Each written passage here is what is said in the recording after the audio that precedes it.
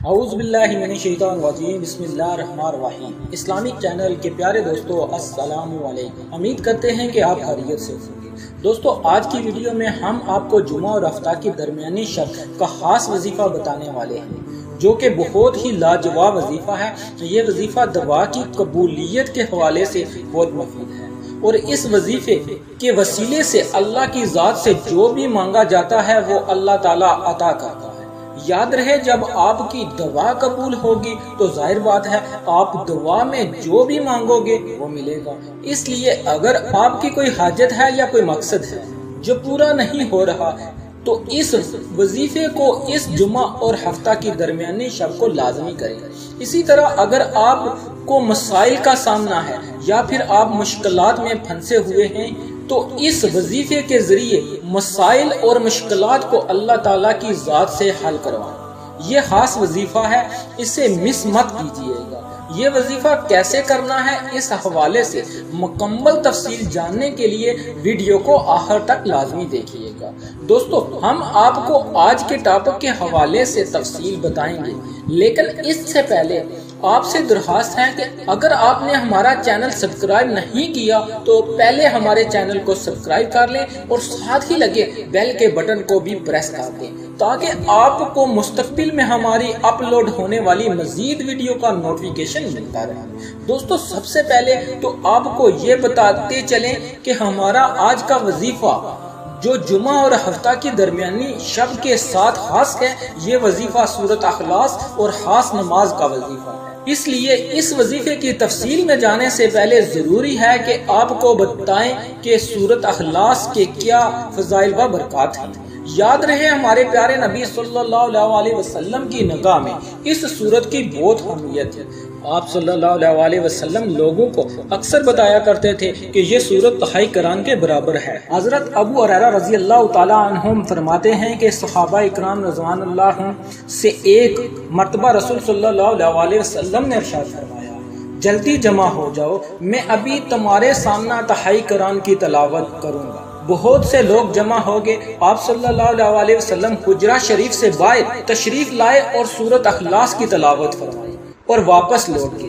ہم ایک دوسرے سے گفتگو کرنے لگے کہ آپ صلی اللہ علیہ وسلم نے تو فرمایا تھا میں تمہارے سامنے تہائی قرآن کی تلاوت کروں گا، شاید آسمان سے کوئی وحی نازل ہو گئی ہے۔ تھوڑی دیر بعد حضور صلی اللہ علیہ وسلم باہر تشریف لائے، ارشاد فرمایا میں نے تمہیں کہا تھا کہ میں تمہارے سامنے تہائی قرآن کی تلاوت کروں گا، ذرا غور سے سنو، یہ سورت تہائی قرآن کے برابر ہے۔ حضرت ابو سعید خدری رضی اللہ تعالی عنہ فرماتے ہیں کہ نبی کریم صلی اللہ علیہ وسلم نے ارشاد فرمایا، قسم ہے مجھے اس ذات کی جس کے قبضہ قدرت میں میری جان ہے، سورت اخلاص تہائی قرآن کے برابر ہے۔ ایک اور روایت میں ہے کہ نبی پاک صلی اللہ علیہ وسلم نے اپنے صحابہ اکرام رضی اللہ تعالی عنہم سے ارشاد فرمایا، کیا تم میں سے کوئی اس بات سے عاجز ہے کہ وہ رات کو ایک تہائی قرآن پاک پڑھ لیا کرے؟ صحابہ کرام کو یہ بات بڑی مشکل لگی۔ انہوں نے عرض کیا، یا رسول اللہ صلی اللہ علیہ وسلم، ہم میں سے کون اس کی طاقت رکھ سکتا ہے؟ آپ صلی اللہ علیہ وسلم نے فرمایا، قل هو اللہ احد تہائی قرآن کے برابر ہے۔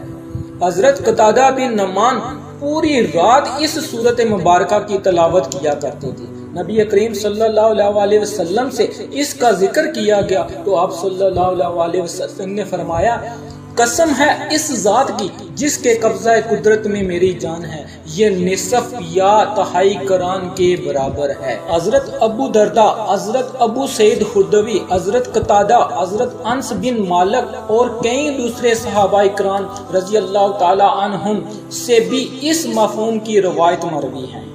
حضرت عائشہ صدیقہ رضی اللہ تعالی عنہا روایت کرتی ہیں کہ رسول صلی اللہ علیہ وسلم نے ایک صحابی کو ایک دستے کا امیر بنا کر جہاد کے لیے بھیجا۔ وہ ہر نماز میں قرات کے آخر میں سورۃ اخلاص پڑھتے تھے۔ جب وہ واپس لوٹے تو انہوں نے اس کا ذکر نبی کریم صلی اللہ علیہ وسلم سے کیا۔ آپ صلی اللہ علیہ وسلم نے فرمایا، اسے یہ خبر دو کہ اللہ بھی تمہیں دوست رکھتا ہے۔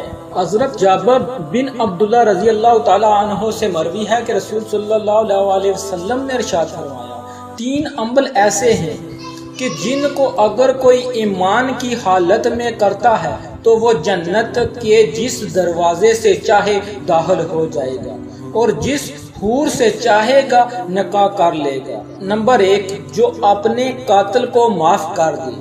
نمبر 2، جو خفیہ طور پر کسی کا قرض ادا کر دے۔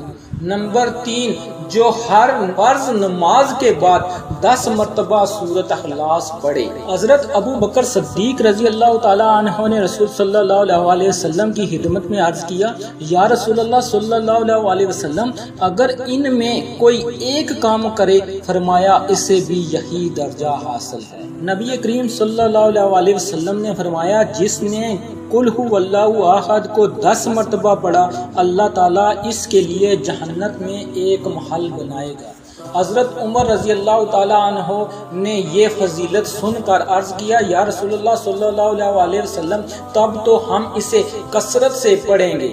آپ صلی اللہ علیہ وسلم نے فرمایا، اللہ کے پاس کسی چیز کی کمی نہیں اور وہ بہت پاکیزہ ہے، یعنی تم جتنا زیادہ پڑھو گے اللہ تعالیٰ اتنے ہی زیادہ محلات عطا فرما دیں گے۔ اسی طرح مخصوص موقع پر اس سورت کی تلاوت کی فضائل بھی حدیث طیبہ میں وارد ہیں۔ نبی کریم صلی اللہ علیہ وسلم نے ارشاد فرمایا، جو شخص اپنے بستر پر سونے کا ارادہ کرے اور اپنی دائیں کروٹ پر لیٹ کر 100 مرتبہ قل هو اللہ احد پڑھے، قیامت کے دن اللہ تعالیٰ اسے فرمائے گا، اے میرے بندے، اپنی دائیں جانب سے جنت میں داخل ہو جا۔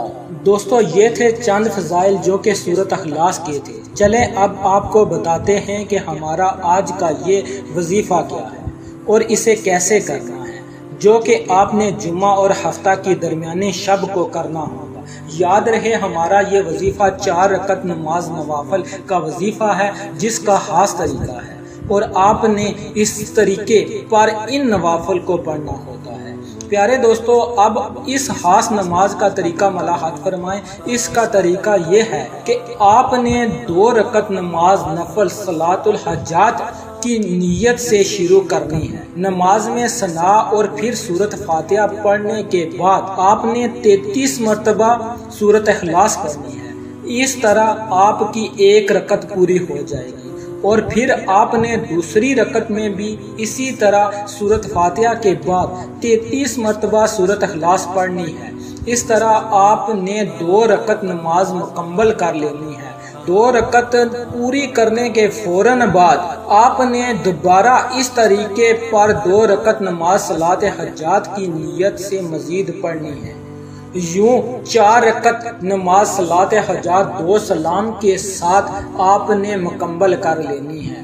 یہ وظیفہ اور خاص نماز مکمل کرنے کے بعد آپ نے اپنی جگہ پر بیٹھے بیٹھے پیارے آقا صلی اللہ علیہ وسلم کی ذات اقدس پر درود و سلام کا نذرانہ پیش کرنا ہے، جتنا زیادہ ہو سکے۔ حضور صلی اللہ علیہ وسلم اور ان کی آل پر درود پڑھیں۔